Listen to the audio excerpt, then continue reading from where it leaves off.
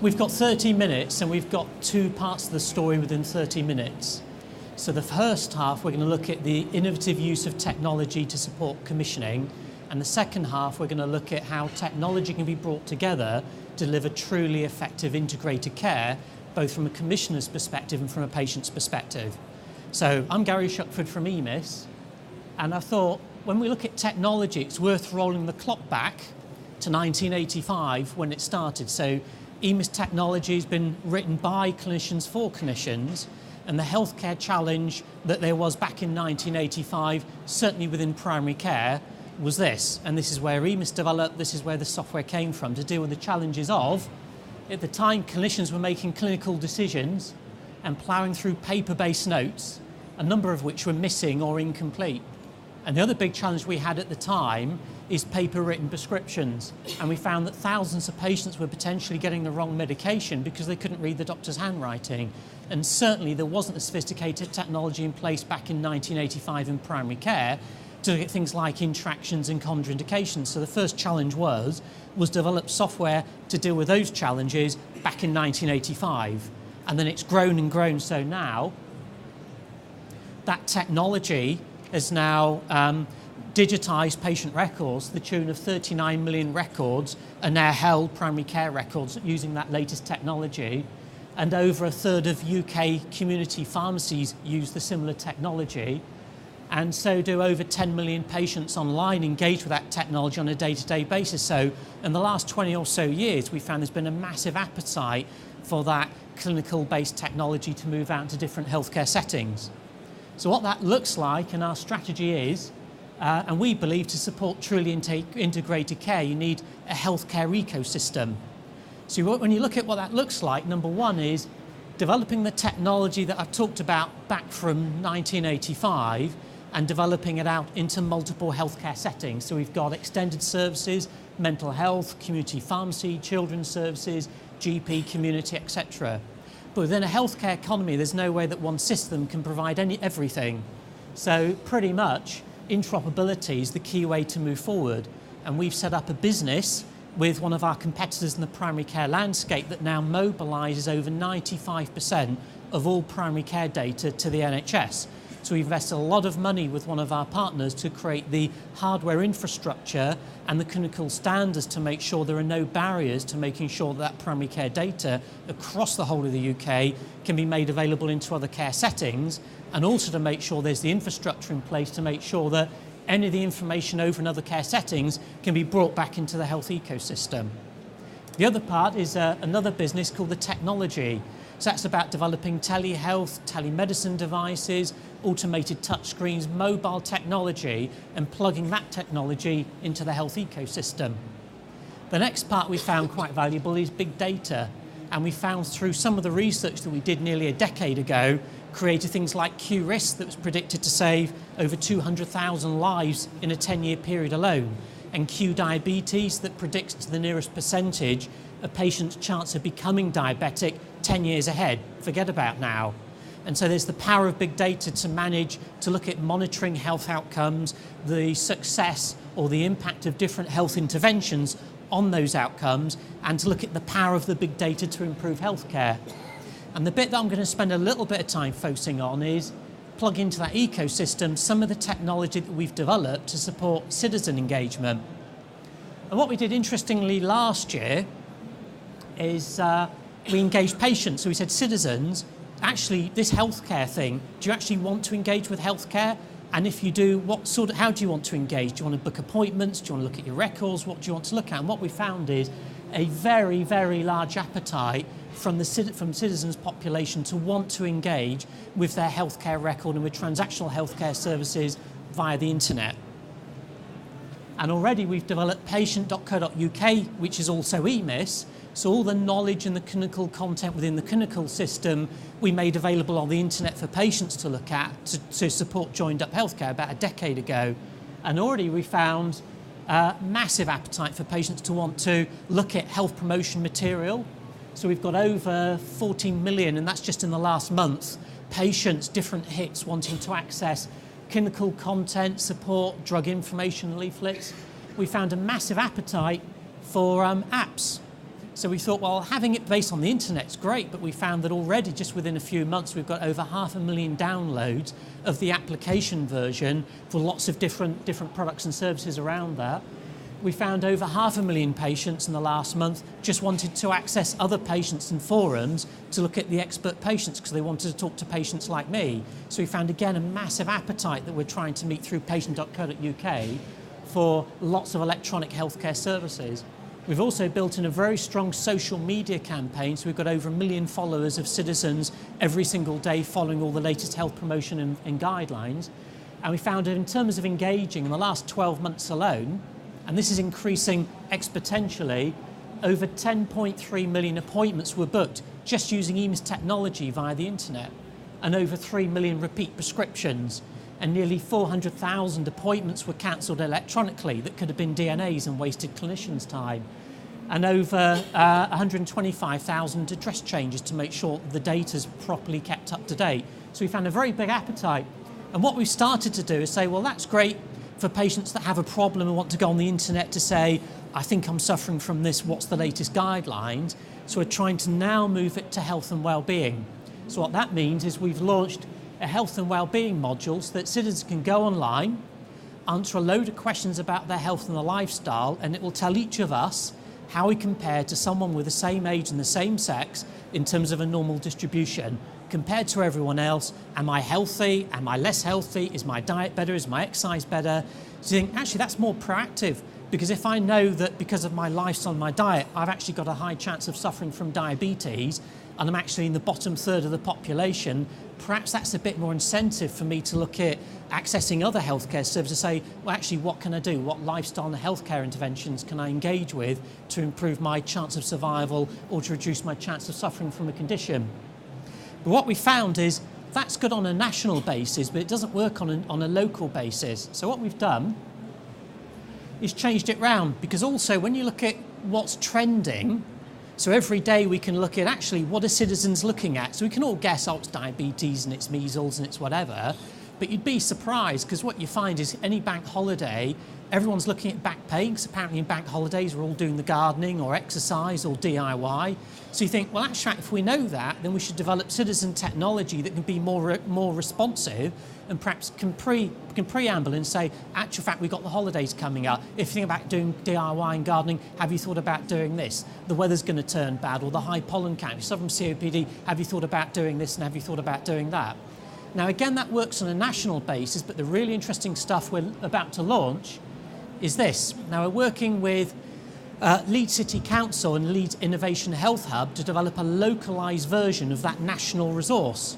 Because you think from a local healthcare perspective, bearing in mind that cities and local healthcare economies have different healthcare challenges, wouldn't it be cool as a citizen to go onto my patient.co.uk and because I'm in Leeds, for example, for it to say, actually, fact, you're in Leeds, here's access to local healthcare services you might want to engage in, but in actual fact for Leeds, these are the top trending topics.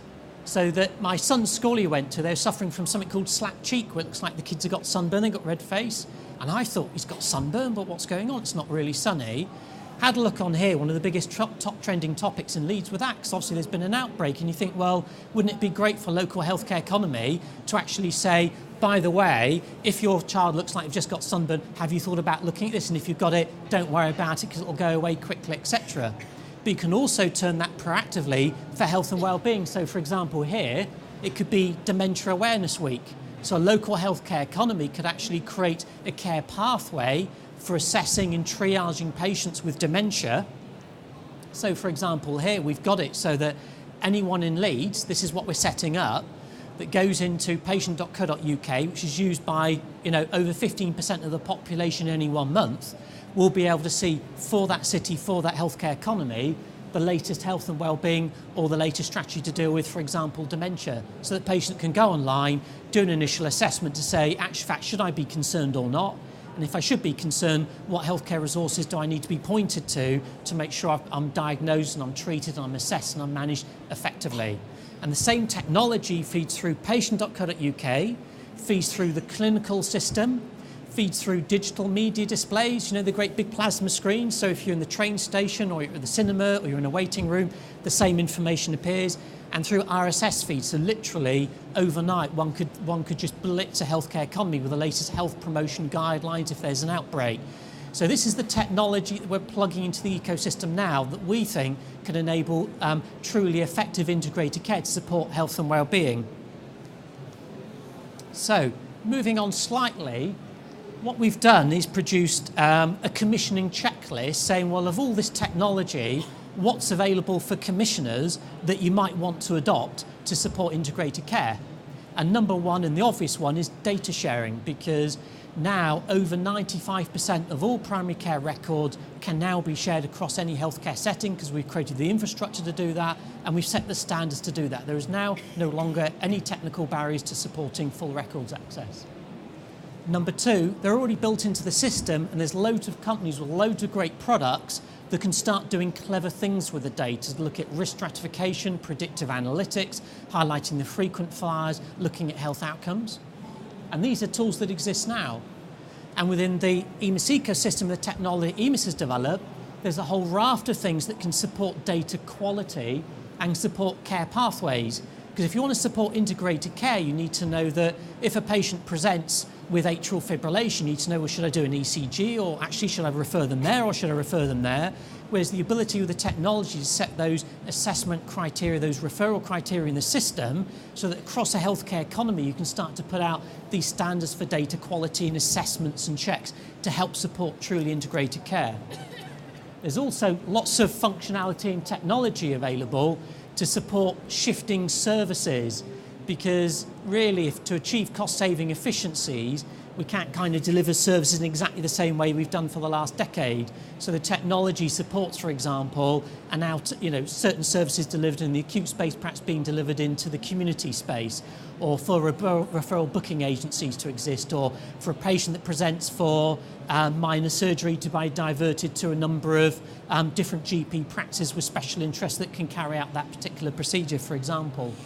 So there's a whole raft of functionality available to support transformation of healthcare services. And there's a whole raft of stuff, because what surprises me is I go around the country and I'm thinking, well, why aren't the primary care practice receiving discharge summaries? Because they are in 80% of the country, and you're not receiving laboratory results electronically, you're not doing this, you're not doing that. And you think, well, loads of places are doing it, but very few are doing it all. And you think the technology's there, it's proven, it's demonstrated, everyone should be doing. All the patient access stuff is used by nearly 50% of GP practice. Well, why perhaps couldn't anyone use that? So make proper use of the existing technology that there is to proactively engage with patients, because as a healthcare provider, you need to have a social media strategy, because patients are wanting to engage differently with healthcare and they're wanting to access information differently. And we can help you both with your social media strategy, and we can help you with apps and patient information leaflets to feed into some of the products and services that I've just described. And in fact, the really exciting for us as a healthcare company is all that's great, but it's all about how do you ensure clinical excellence? How do you really improve healthcare? How do we develop those algorithms that can save hundreds of thousands of patients' lives? So the big focus, and we've got a lot of technology built in the system with alerts, triggers, protocols, concepts, and some of this stuff very few people are using properly to really support improved healthcare by identifying patients that perhaps have missed out, or perhaps identifying certain criteria or checks that need to be undertaken to make sure the patient's being treated effectively. And that's the bit that gets us really excited. So they're parts of the technology piece. What I'm now going to do is hand over to Kate Warriner from Merseyside to explain what that looks like in practice. Okay, thanks, Gary. Okay. What I'd like to do really is to just bring this right back to basics and talk you through how we've implemented some of this locally, and take you right back down to a patient journey, so to look at different elements of technology and how it actually supports patient care and how it supports patient journeys. So for this example, I would like to introduce you to Jimmy Smith, who is a Scouser. Jimmy's 54 years old and he's got a diagnosis of COPD. Generally, Jimmy's in poor health. He's a heavy drinker, heavy smoker. He's a Liverpool fan, which hasn't done any good for his stress levels in the last year or so. And so I'm just going to talk you through Jimmy's COPD pathway. Okay, so Jimmy's wife has noticed a decline in his general health, And what she does is books an appointment for Jimmy using a web-enabled booking service with his GP. When Jimmy attends his GP practice, what happens is he arrives himself via the touchscreen technology in reception. So this is technology we've got in place across all of our general practices, really to help with the flow of patients within practices. So really, really helps in terms of that workflow from a practice perspective. So Jimmy goes in and has a consultation with his GP.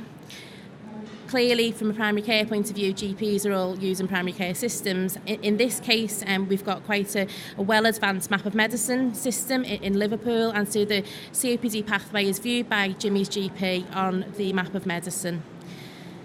A spirometry test is carried out, and a thorough assessment is done of Jimmy's health, and that's all recorded on the GP clinical system using digital dictation and voice recognition technology, and so that's all coded into Jimmy's electronic patient record. So later that evening, Jimmy's condition worsens, and so he presents at our local A&E, which in this case is Aintree Hospitals. We've got a number of local A&E departments in the area. And through the work that we've done with systems interoperability, the clinicians that then treat Jimmy in this urgent care setting are able to view through their own clinical system that summary of Jimmy's record and the details of his consultation earlier that day, and importantly the test that Jimmy's had and the examination that Jimmy's had earlier, which has been recorded in his electronic patient record. And the clinicians there can see that there's been a decline in Jimmy's condition throughout the day, and they choose to admit him to hospital. So during Jimmy's stay in hospital, he's prescribed a course of antibiotics and steroids, and that's using the Trust electronic prescribing system. His extensive medical history is then reviewed by the care team, and that's using their electronic document management system. And his case notes, which would have been 6 volumes previously, are now accessed electronically. So from a perspective in secondary care, that's much quicker in terms of Jimmy's treatment. And then there's a range of devices that are used to access that information at Jimmy's bedside. So when Jimmy is being flagged as fit for discharge, there's whiteboards in place across the hospital, and that can show then the details of his referral to the community respiratory team on discharge, and his TTO order is complete. So on leaving then, Jimmy completes a patient satisfaction survey, and that's using a tablet device and an app. So Jimmy's now out of hospital, and he's been treated by the community respiratory team, which in this case is a team hosted by Liverpool Community Health. And that team then take on the care planning for Jimmy with primary care, with his GP, and with an integrated care process around Jimmy to ensure that we can try and keep him out of hospital. And from a technology point of view, they're then able to see that joined up record, so the stuff that's happened to Jimmy from his GP's perspective, the e-discharge from secondary care, and any other relevant information in their electronic patient records. And that's all done on a mobile perspective via their agile working equipment out in Jimmy's home. Okay, so again later that month, Jimmy, his condition worsens again, and the GP out of hours service is then triggered by the community respiratory team. They're then able, again through the interoperability of systems, they use the Adastra system, and they're able to view through their log-on into Adastra the relevant information that they need from Jimmy's various points across his care pathway, with his consent, and so they can see all of that relevant information. And at this point, Jimmy's much more controlled. He's had a care package around him, the right care from the right professionals, and he then remains at home, and there's increased care from the community respiratory team and the community matron service. And this is just a quote from Jimmy, which speaks for itself, really. Okay, so just in terms of Jimmy's one example and how have we got to this position with Jimmy, and I think this has been a build-up of work over many years. Starting off with primary care and the mobilisation of primary care records, looking at community services and looking how we can bring community services onto electronic systems, and the technology's just failed me. Moving then on to how can we link in with acute and specialists and our out-of-hospital services, and really having that whole system-wide view of services and how technology can support these services, and this has been built up on foundations, I think, since about 2007, 2008, and I think now, you know, we're really starting to see cases like Jimmy and many Jimmies across the local area with joined up information and joined up technology and systems across the patch. And so finally, really, this is just looking at what difference has it actually made. So in terms of our electronic patient record and our shared record, we're now seeing that this record is accessed over 100,000 times a year, which is quite phenomenal, really. Some colleagues think that should potentially be higher, and one of the things which we're very proud of in terms of governance is that this is used where it's appropriate to be used from a clinical point of view, and I think that's a very important point to make. From an administration point of view, we've really seen in some of our clinical services real reduction in time spent just searching for patient information, ringing up and asking for information, getting faxes across the city, faxes across the system. So having all of that information available electronically has really helped in terms of time reduction for a lot of clinical services. And then we've also then seen increased productivity in certain clinical services, enabling more patients to be seen. I'm just going to hand back to Gary now as I'm getting the eye from the back. I think we've got about 1 minute left. Yes, so finally, I mean, we've produced an information sheet of a commissioning checklist with some of the case studies and examples. We could spend all day talking about these, so if you want to come to the stand, we're more than happy to show you these and talk it through as appropriate to you. We've literally got 1 or 2 minutes, so I guess if there's perhaps one question or possibly two, if we can stretch it. One, apparently.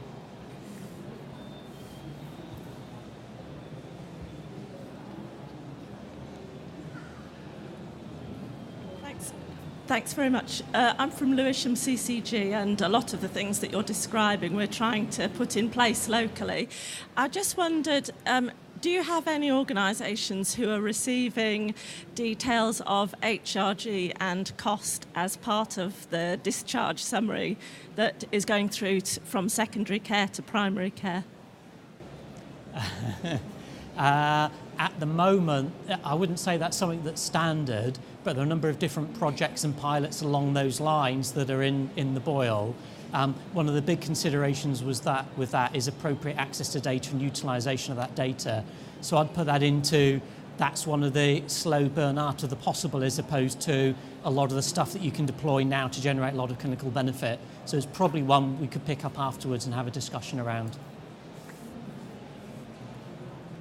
Okay, so I think that's it. Thank you very much for your patience, and I hope that was useful.